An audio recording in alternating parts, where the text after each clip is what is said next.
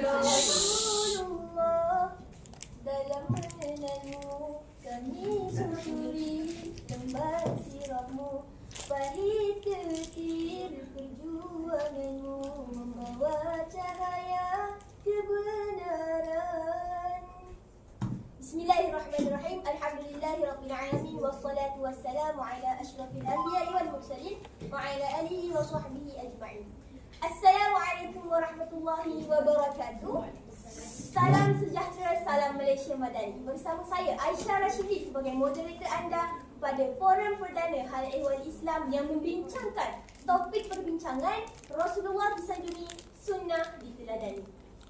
Melengkapkan kegembiraan kita pada hari ini, saya mengalu-alukan kedatangan Al-Fadhil Ustaz Muhammad Fadli bin Uthman sebagai pensyarah IPG Kampus Perempuan Melayu Melaka. Dan di sini saya bersama warga IPG KPM. Apa khabar semua? Baik. Sangat bersemangat semuanya, alhamdulillah. Okey, tidak lupa juga saya menjemput 4 panelis yang hebat-hebat belaka bagi menghangatkan perbincangan kita pada hari ini. Panelis pertama, Saudari Hidayatullah binti Sapriyadi. Saudari kedua, Sofia binti Muhammad. Saudari ketiga, Huda Nurfatah Huda binti Mak Isa. Dan saudari panelis terakhir adalah Nuri Irdina binti Halimi. Apa khabar semua? Khabar baik. Alhamdulillah. Senang hati saya mendengarnya. Okay. Alhamdulillah, itulah 4 panelis kita pada hari ini. Topik perbincangan kita pada hari ini bertajuk Rasulullah disanjungi, sunnah diteladani. Siapa itu Rasulullah SAW? Nama diberi Muhammad bin Abdullah, dilahirkan pada 12 Rabiul Awal pada tahun Gajah, dilahirkan di Mekah Al-Mukarramah. Baginda dijuluki dengan gelaran Al-Amin kerana kejujuran Nabi Muhammad SAW. Sedari kecil, baginda telah diuji dengan pelbagai ujian. Baginda kehilangan ibunda, ayahanda dan datuk baginda sejak baginda kecil lagi. Bagaimana emosi kita ketika itu sekiranya kita menghadapi perkara yang sama? Pada usia 40 tahun di Gua Hira, baginda telah menerima wahyu yang pertama iaitu surah Al-Alaq. Dan bermula daripada situlah bermulanya perjuangan baginda dalam menyebarkan dakwah di Mekah dan di Madinah. Baginda telah ditentang oleh bapa saudara baginda sendiri iaitu Abu Lahab dan Abu Jahal. Namun, kepribadian baginda yang ditunjukkan kepada mereka kaum kafir Quraisy sangatlah mulia dan menyebabkan Islam itu sampai kepada kita pada hari ini. Baginda telah menerima tomahan dan cecaan dan fitnah daripada kaum kafir Quraisy seperti mana di dalam surah Al-Hijr ayat yang ke-6 yang bermaksud, wahai orang yang kepadanya diturunkan Al-Quran, sesungguhnya engkau Muhammad adalah orang yang benar-benar gila. Tapi kata Ali bin Abi Talib, memaafkan adalah kemenangan terbaik. Bukti kemenangan adalah apabila Islam itu telah sampai kepada kita kerana kepribadian mulia yang ditunjukkan oleh Rasulullah SAW. Okey, tanpa membuang masa lagi, saya ingin menjemput panelis pertama kita, Saudari Hidayatullah. Boleh ke saya panggil Hidayah saja? Boleh. Okay, boleh. Semangat. Alhamdulillah. Ya. Okay. Di dalam Al-Quran, di dalam surah Al-Qalam ayat yang keempat, a'udzu billahi minasyaitonir rajim, wa innaka la'ala khuluqin 'azim, yang bermaksud sesungguhnya engkau Muhammad berada di atas akhlak yang agung, yang menunjukkan betapa mulia dan teladan yang diberi perilaku Rasulullah SAW. Jadi soalan saya, Aisyah, apakah contoh kisah-kisah akhlak Rasulullah yang boleh dijadikan sebagai pengajaran buat sekalian umat?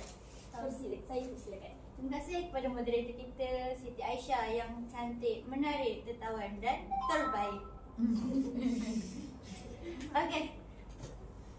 Andai patah sayap Raja Wali bertongkat jua, saya kemari bukan untuk mencari calon suami, akan tetapi untuk kita mendalami akan diskusi kita pada hari ini. Jadi pada hari ini saya akan menceritakan tentang kesan ataupun akhlak Rasulullah SAW yang boleh kita jadikan pegangan ataupun pedoman pada hari ini. Sebelum saya menceritakan tentang akhlak Rasulullah, suka untuk saya ceritakan terlebih dahulu tentang satu sejarawan Inggeris yang telah pun menulis satu buku yang bertajuk The 100, iaitu nama sejarawan dia adalah Michael H. Hart. Buku itu telah diterbitkan pada tahun 1978. The 100 menceritakan tentang 100 orang yang terpengaruh di dunia. Dan kagumnya, Rasulullah SAW telah pun dijuluk, telah pun diletakkan sebagai tokoh yang pertama yang paling berpengaruh di dunia. Di sini kita dapat lihat bahawasanya bukan sahaja orang Islam yang sangat mengagumi Rasulullah, bahkan orang bukan Islam juga sangat tertarik dengan akhlak dan sifat Rasulullah SAW.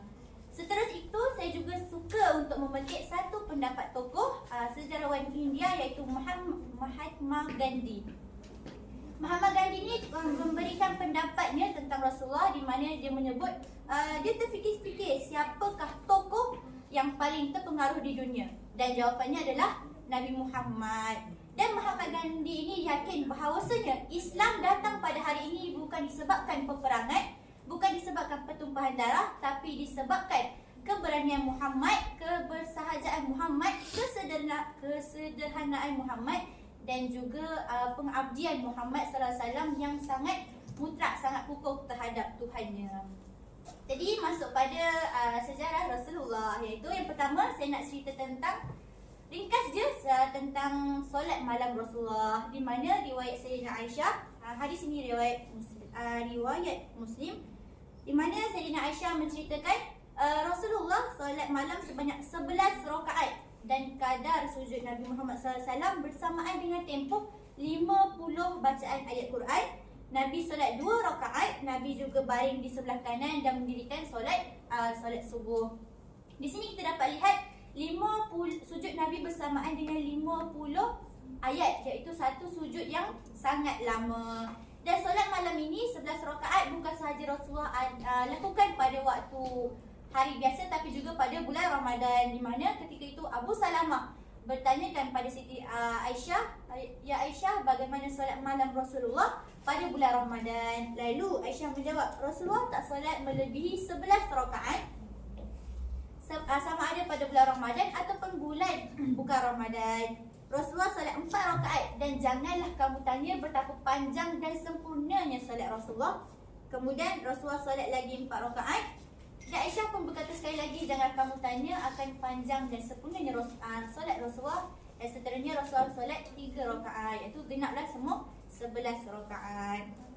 Jadi kawan-kawan sekalian, Rasulullah ni adalah manusia yang dijanjikan syurga, dan Allah telah pun menjanjikan bahawasanya Nabi Muhammad ini dosanya akan diampunkan, yang dahulu ataupun yang akan datang. Namun Rasulullah punya sifat akhlak Rasulullah sebagai hamba yang sangat bersyukur atas segala nikmat yang Allah kurniakan kepadanya. Rasulullah ni solat sampai bengkak kaki kerana berdiri terlalu lama, sampai matanya bengkak kerana Rasulullah ni bersengkang mata untuk solat malam. Sedangkan kita, hakikat kita pada hari ini, kaki nak bengkak sikit pun macam mustahil. Mata nak bengkak itu pun sebab benda-benda yang lain, bukan sebabnya solat. Cerita ni ada tercatat dalam satu hadis yang mana Mughirah ni tanya bercakap pada Rasulullah, "Ya Rasulullah, engkau ni telah pun diampunkan dosa dahulu dan dosa yang akan datang. Lalu mengapa engkau menyusahkan diri engkau untuk bangun malam-malam, untuk solat sampai bengkak kaki?" Lantas Rasulullah menjawab, "Bukankah sepatutnya aku ini menjadi hamba yang bersyukur?" Jadi rumusan tentang solat malam ini, kita sepatutnya mencontohilah Rasulullah. Solat Rasulullah solat malam sangat banyak. Rasulullah pun sanggup bersengkang mata semata-mata untuk Allah Subhanahu Wa Taala. Seterusnya, kisah yang kedua tentang akidah. Berkaitan akidah, sebenarnya waktu zaman Rasulullah tidak banyak penyelewengan akidah yang berlaku, kerana pada masa itu wahyu masih turun dan Rasulullah masih ada. Jadi segala perselisihan, salah pendapat akan terus rujuk kepada Rasulullah. Jadi antara cabaran akidah waktu ini adalah, seperti mana kita tahu, manusia ini dikurniakan akal. Jadi manusia ini menggunakan akal untuk berfikir bagaimana sifat Allah, bagaimana zat Allah, dan juga manusia ini sering bersalah faham tentang qadar. Namun demikian, Rasulullah berjaya menyelesaikan perkara tersebut mengikut apa yang Al-Quran ajarkan, seperti memberi nasihat dan memberi teguran. Jadi di sini kita dapat contohi akhlak Rasulullah, di mana Rasulullah tidak mudah melenting, tidak mudah untuk memarah orang-orang yang berfikir sedemikian tentang sifat-sifat dan juga zat Allah. Saya rasa itu saja daripada saya. Kita kembali semula kepada moderator. Baiklah saudara Hidayah. Apabila saudara Hidayah menyebutkan tentang sepertiga malam, saya teringat satu hadis daripada Abu Hurairah radhiyallahu anhu, riwayat Bukhari dan Muslim, yang bermaksud Allah turun di sepertiga malam dan berfirman, sesiapa yang berdoa akan aku kabulkan, sesiapa yang meminta akan aku berikan, dan sesiapa yang meminta ampun kepadaku akan aku ampunkan. Maka di sini menjadi satu galatan kepada kita untuk bangun di sepertiga malam, kerana Nabi yang maksum pun boleh bangun, apatah lagi kita yang bergunung-gunung dosanya. Betul tak? Betul. Okey, kita beralih kepada panelis kita yang kedua, iaitu saudara Sofia yang datang jauh dari Kelantan untuk mencetuskan fikrah-fikrah mindahnya. Okey. Di dalam surah Al-Ahzab ayat yang ke-21, Allah berfirman, a'udzubillahi minasyaitonirrajim, laqad kana lakum Rasulullah uswatun hasanah, yang bermaksud sesungguhnya pada diri Rasulullah itu satu teladan yang baik untuk kita sebagai umat teladani. Maka soalan saya, bolehkah saudari Sofia menerangkan bagaimana akhlak dan sunnah baginda dapat menjadi qudwah hasanah kepada sekalian umat? Silakan. Terima kasih moderator. Sebelum kita mengupas dengan lebih lanjut, sebagai selingan permulaan bicara, indahnya alam jadi sanjungan, seni diukir maha pencipta, selawat dan salam Rasul junjungan, buatmu bergelar Nabi tercinta. Seperti yang kita ketahui, banyak hikmah besar daripada pengutusan Rasulullah SAW sebagai pemimpin seluruh umat manusia. Tidak lain dan tidak bukan adalah tujuan utama adalah untuk menyempurnakan akhlak umat manusia. Sebagaimana hadis daripada Rasulullah SAW, innama bu'ithtu liutammima makarimal akhlak. Sungguhnya aku diutuskan untuk menyempurnakan akhlak yang mulia. Jadi, berbalik kepada soalan yang diajukan sebentar tadi, apakah contoh-contoh akhlak Rasulullah yang boleh dijadikan qudwah hasanah dalam kehidupan kita sebagai seorang khalifah di atas muka bumi ini? Dalam berjuta-juta akhlak yang telah ditonjolkan oleh Rasulullah SAW, pada hari ini kita akan membahaskan 3 sahaja, iaitu kapeta. Apa itu kapeta? Kapeta adalah satu perkataan supaya mudah untuk kita mengamalkan, supaya mudah kita ingat dan amalkan. Kapeta yang pertama, apa itu ka? Ka itu kasih sayang. Kasih sayang terhadap semua manusia tanpa mengira perbezaan. Perkara ini dibuktikan bahawa Rasulullah SAW tidak pernah sombong untuk menziarahi ke rumah para sahabat, makan semeja bersama sahabat, berbincang tentang isu-isu semasa dan sebagainya. Kasih sayang sama manusia ini amat penting untuk mewujudkan masyarakat umat Islam yang saling bersatu padu. Sesuai dengan hadis Rasulullah SAW, al-mu'min lil-mu'min kal-bunyan yashuddu ba'duhu ba'da. Seorang mukmin dengan mukmin yang lain ibarat seperti bangunan yang memuatkan sebahagiannya dengan sebahagian yang lain. Jadi sebagai mukmin kita hendaklah mengaplikasikan kasih sayang tanpa mengira jurang perbezaan. Jadi itu adalah ka. Yang kedua adalah pe. Pe itu bermaksud adalah seorang yang pemurah. Jadi pemurah ini ditunjukkan oleh Rasulullah SAW dalam pelbagai keadaan dalam hidupnya. Antara peristiwa atau kisah daripada sirah Rasulullah SAW, ada satu cerita menunjukkan pemurahannya Rasulullah. Pada suatu hari, seorang yang fakir mengetuk pintu rumah baginda lalu berkata, "Wahai Rasulullah, aku seorang yang fakir dan aku ini meminta sedekah." Lalu dengan segeranya Rasulullah memanggil Aisyah dan memberitahunya untuk mengambil pakaian dan lalu memberikan kepada fakir tersebut. Lalu gembiranya fakir tersebut dan bergegas dia ke pasar untuk menjual baju tersebut. Lalu dia berkata di tengah-tengah pasar, "Wahai orang ramai, siapakah ingin membeli baju ini, baju Rasulullah?" Lalu datanglah berpusu-pusu orang-orang untuk melihat keadaan tersebut. Lalu terdengarlah seorang yang seorang yang kaya tetapi buta. Dia mendengar seorang fakir menjual baju daripada pakaian Rasulullah dan dia menyuruh hambanya untuk membeli pakaian tersebut. Dan orang kaya yang buta tersebut berkata kepada hambanya, "Wahai hamba, jika engkau berjaya mendapatkan baju tersebut, aku akan membebaskan kamu." Lalu pergilah hambanya untuk mendapatkan baju tersebut dan membelinya dengan harga yang mahal. Dan pulanglah hamba tersebut untuk memberi baju tersebut kepada tuannya. Lalu orang yang kaya itu pergi kepada rumah Rasulullah dan menyatakan peristiwa, cerita bagaimana dia membeli. Lalu ketawalah Rasulullah mengenangkan peristiwa tersebut. Dan Rasulullah memanggil Aisyah dan berkata, hebatnya baju itu mampu menyembuhkan, mampu mengkayakan orang yang miskin dan membebaskan seorang hamba. Jadi daripada peristiwa ini kita dapat tahu betapa hebatnya dan besarnya sifat seorang yang pemurah. Jadi yang ketiga ta iaitu tawaduk. Tawaduk bermaksud merendah diri. Tawaduknya Rasulullah SAW sehinggakan tiada perbezaan antara dia dan sahabat-sahabat. Baginda gemar makan bersama dengan para sahabat. Walaupun Rasulullah ini adalah seorang pemimpin tertinggi, tapi kehidupan baginda cukup sederhana. Kata-katanya cukup ringkas dan sederhana, pakaiannya juga cukup biasa. Kadang-kadang menunggang kuda seperti orang lain, kadang-kadang berjalan juga tanpa alas kaki.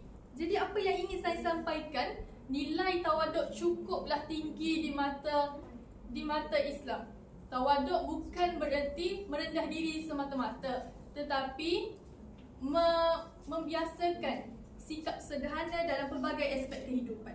Ramai anak muda sekarang terdidik untuk membanggakan diri sendiri sampai lupa untuk menghormati dan merendahkan diri. Jadi, ingatlah kita cuma manusia biasa. Tanpa Tuhan, siapalah kita? Mengalami akhlak-akhlak ini mampu mendidik dengan lebih dalam untuk memperbaiki diri kita menjadi insan yang lebih baik. Jadi itulah sahaja sedikit sebanyak daripada saya. KPTA, tak pernah saya terfikir membuat akronim untuk mengingati sifat dan perilaku mulia Rasulullah SAW. Namun saya berminat dengan kasih sayang kerana saya teringat satu hadis daripada riwayat Muslim. Rasulullah SAW bersabda, "Man la yarham, la yurham." Barang siapa yang tidak mengasihi, maka dia tidak akan dikasihi. Maka ini menjadi satu tuntutan kepada kita untuk berkasih sayang antara satu sama lain. Seterusnya, saya beralih kepada panelis kita yang ketiga, Saudari Huda. Terima kasih kepada Soalan saya belum diajarkan lagi. saya Saya tahu semangat berkobar-kobar. Saya faham. Okey, di dalam surah An-Nahl ayat 125, saya bacakanlah. Nak meredakan nervous tu. A'udzubillahi minasyaitonirrajim. Ud'u ila sabili rabbika bil hikmah wal mau'izatil hasanah wajadilhum billati hiya ahsan. Inna rabbaka huwa a'lamu biman dhalla 'an sabili wa huwa a'lamu bil muhtadin. Ayat ini menjadi satu suruhan kepada Rasulullah SAW untuk berdakwah secara berhikmah. Maka soalan saya, okey, apakah usaha dan cabaran yang dihadapi oleh Rasulullah SAW dalam berdakwah secara berhikmah? Dipersilakan Saudari Huda. Terima kasih moderator yang sangat bijaksana ya atas soalan yang diberikan.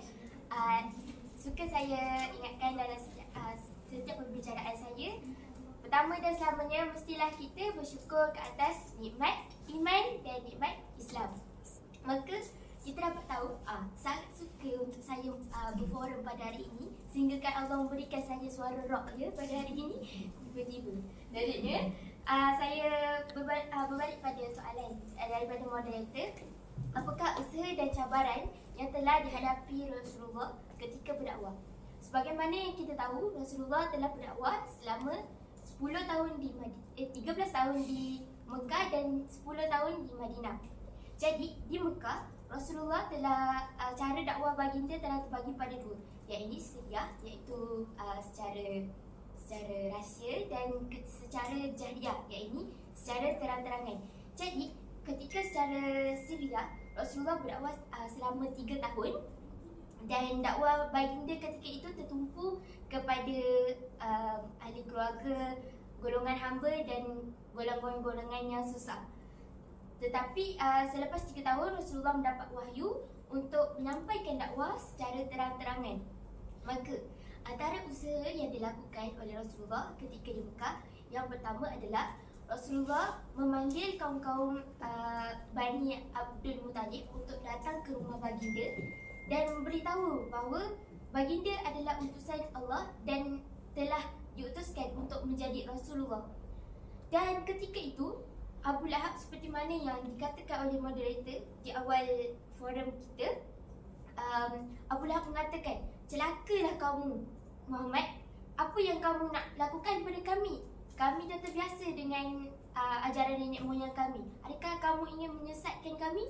Jadi kita nampak cabaran kat sini, Rasulullah pada awal-awal saja sudah mendapatkan cabaran daripada golongan yang terdekat oleh baginda, iaitu pakcik baginda sendiri. Yang kedua, baginda antara usaha yang baginda lakukan adalah baginda berdakwah ketika terang-terangan ni. Semasa di Mekah, Rasulullah utamakan tentang topik keesaan Tuhan dan kesamaan manusia. Oleh itu, baginda mendapat pelbagai tentangan daripada para pembesar Quraisy kerana rakyat dan masyarakat Quraisy ketika itu tidak suka untuk mendapat kesamaan manusia. Mereka ingin membezakan antara golongan yang kaya dan golongan yang miskin. Seterusnya, mereka sangat-sangat menentang Nabi Muhammad kerana mereka membuat ajar untuk berhala. Jadi, jika mereka menyembah Allah, mereka punya jualan ajar tu tidak dapat dijual dengan kadar yang tinggi. Okay. Seterusnya, baginda berhijrah ke Habsyah. Disebabkan penentangan yang pelbagai daripada pihak kaum musyrikin, baginda pergi ke Habsyah dan mendapat sokongan dan pertolongan oleh Raja Habsyah ketika itu. Seterusnya, baginda melakukan perjanjian Aqabah, dan ini perjanjian dengan masyarakat-masyarakat Yathrib. Dan selepas itu barulah Rasulullah berhijrah ke Madinah dan menyebarkan dakwah dari segi syariah. Jika di Mekah, Rasulullah tertumpu pada akidah dan ini keesaan Tuhan, tetapi di Madinah Rasulullah menumpukan syariah seperti solat, puasa dan juga mengerjakan haji.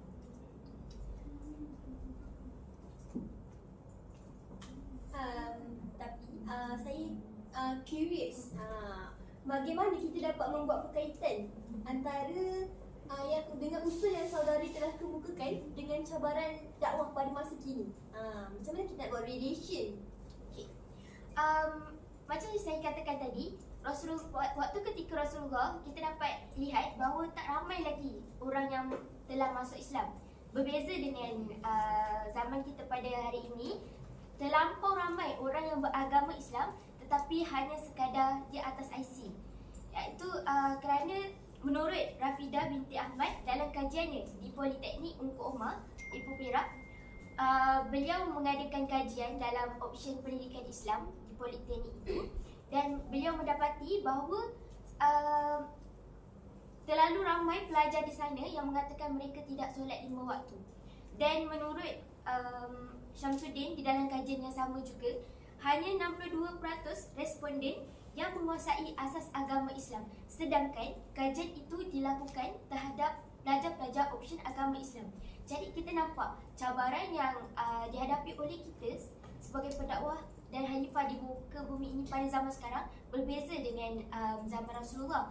Tetapi kita mestilah melakukan dakwah yang sama seperti Rasulullah secara terang-terangan, dan kita gunakan apa yang kita ada pada zaman sekarang. Contohnya kita ada berbagai media sosial kan. Contohnya Instagram, TikTok dan macam-macam lagi lah kan.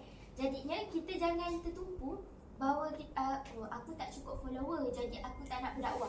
Kita tak boleh macam tu. Sedangkan Rasulullah pada waktu tu follower Rasulullah waktu tu masih sedikit. Tapi ajaran Islam sampai ke hari ini kan. Jadi kita gunakan platform apa yang kita ada, lakukan dakwah sebanyak yang boleh supaya sebab kita tak tahu bila dan bagaimana kita akan menjadi asbab seseorang itu mendapat hidayah. Itu saja daripada saya. Okay, terima kasih saudari Huda. Sungguh jelas dan padat penjelasannya. Okey, kita beralih kepada panelis kita yang terakhir, saudari Nurin Irdina. Okey, kalau tadi saudari Huda dah sebut tentang kajian di Politeknik, kini saya ingin menyebut kajian Fazilah Kamsah tentang solat juga. Dalam satu kajian yang telah dilakukan oleh Datuk Dr. Fazilah Kamsah, beliau mengatakan bahawa 80% umat Islam di Malaysia tidak solat 5 waktu. Golongan-golongan ini adalah contohnya golongan pelajar sekolah, belia, pekerja kilang dan para peniaga. Jadi, soalan saya, apakah kesediaan umat Islam dalam menempuhi cabaran dan isu semasa seperti keculasan dalam melaksanakan tanggungjawab solat 5 waktu? Jadi boleh saudari terangkan? Okey, terima kasih atas soalan yang diajukan sebentar tadi. Okey, baiklah, isu meninggalkan solat ataupun isu keculasan dalam solat, okey, sebenarnya ia berpunca daripada kurangnya ilmu pengetahuan terhadap solat ataupun disebabkan benda itu juga dia menjadikan mereka tidak dapat merasakan kemanisan solat tersebut, ibadah solat tersebut. Jadi apa persediaan kita sebagai umat Islam dalam menghadapi cabaran berkaitan isu akhlak ni lah. Okay.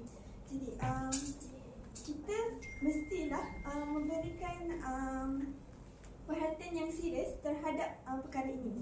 Jadi ibu bapa ataupun guru seharusnya memberikan didikan awal terhadap ibadah solat ini. Dan ibadah solat inilah yang yang akan menentukan kualiti akhlak seseorang itu.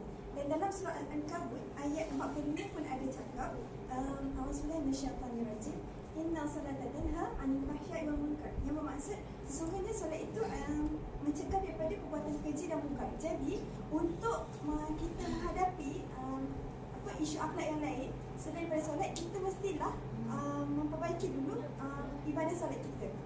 Okay, jadi saya ingin mengajak semua pendengar untuk kita menjadikan Rasulullah SAW sebagai kudu hasanah kita. Rasulullah menjalankan ibadah solat yang sangat banyak, walaupun walaupun baginda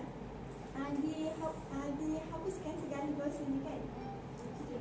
Jadi kita sepatutnya kagum akan keberanian baginda dalam menghadapi tentangan dan sebagainya. Tentangan tersebut bukannya daripada orang jauh pun, tetapi keluarga terdekat sendiri pun memberikan tentangan terhadap baginda. Jadi apa salahnya kita shoot for the moon, even if you miss, you will land among the stars.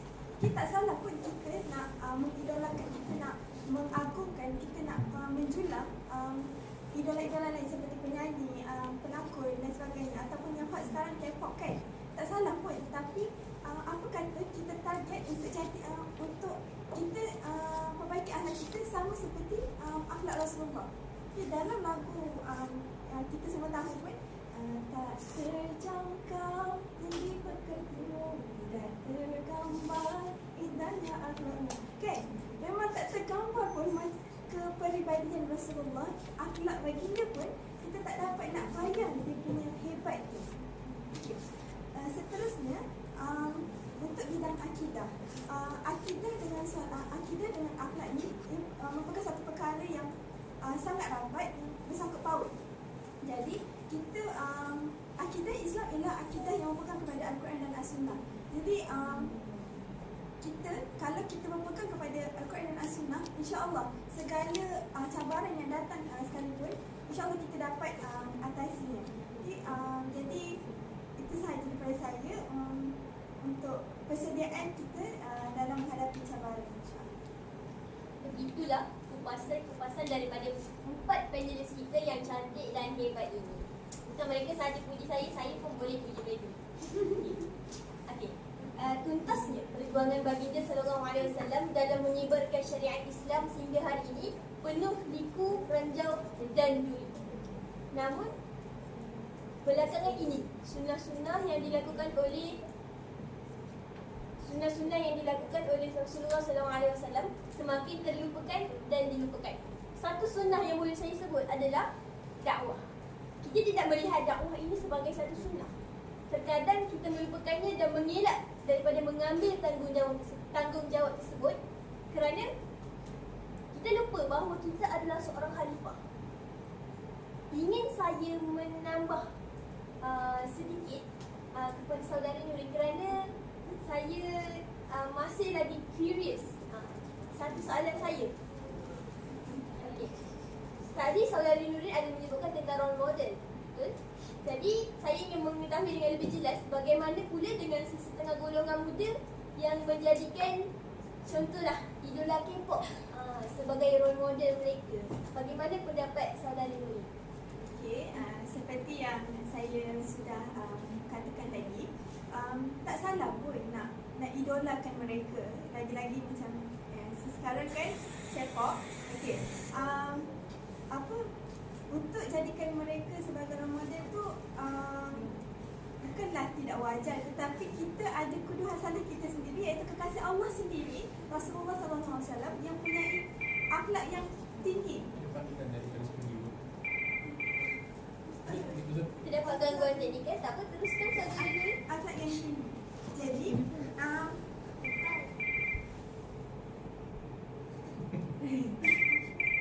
Okey, masalah teknikal telah diselesaikan. Panggilan daripada studio. Saudara Nuri ada gangguan sikit daripada studio. Teruskan saudara Nuri.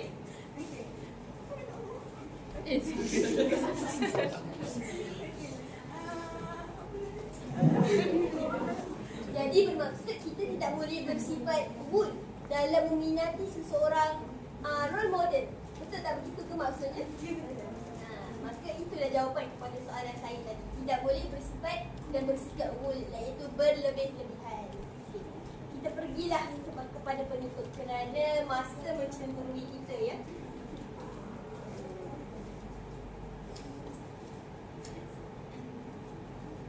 Okey, jadi sebagai penutup ingin saya melontarkan 2 rangkap pantun. Boleh ke penonton? Boleh. Alhamdulillah. Gema takbir di subuh hari, solat awal jadi amalan. Rasul terakhir tiada ganti, sunnah kekal jadi ikutan. Letak ulam di dalam bakul, bakul ditutup, tidaklah ketat. Ajaran Islam di bawah Rasul, pelengkap hidup dunia akhirat. Jadi saya mengucapkan terima kasih kepada 4 panelis kita yang datang dari jauh, Pahang, Melaka, Kelantan, Perak, untuk kita bersama-sama berkongsi sedikit cebisan ilmu kepada semua. Jadi kita tutuplah, saya ingin menutup forum ini dengan wabillahi taufiq wal hidayah. Wassalamualaikum